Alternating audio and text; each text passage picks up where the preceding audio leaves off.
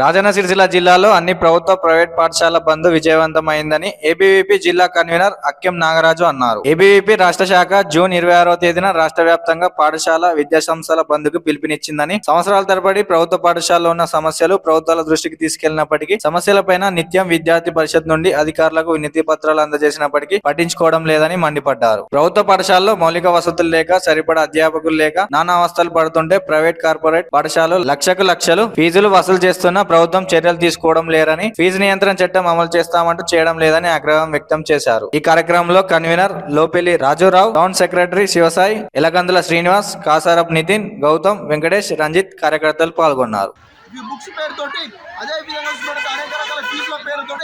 ఈ రాష్ట్రంలో ప్రభుత్వ కార్పొరేట్ స్కూల్ కూడా విద్యార్థుల గంటలి రక్తం దాగినట్టుగా ఫీజులు వసూలిస్తూ ఉన్నాయి. దానికి నిరసనగా ఈ రోజు రాష్ట్ర వ్యాప్తంగా ఉన్నటువంటి ప్రభుత్వ మరియు ప్రైవేటు పాఠశాలన్నీ కూడా బంద్ చేయడం జరుగుతుంది. అందులో భాగంగానే రాజన్న సిరిసిల్ల జిల్లా వ్యాప్తంగా బంద్ మాత్రం పూర్తి విజయవంతమైంది. 100% పూర్తి విజయవంతం. బంద్ మొత్తం కూడా ప్రశాంతంగా జరగడం జరుగుతుంది.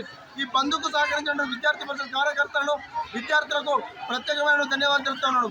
నా పేరు అక్కెం నాగరాజు, ఏబీవీపీ రాజన్న సిరిసిల్ల జిల్లా కన్వీనర్.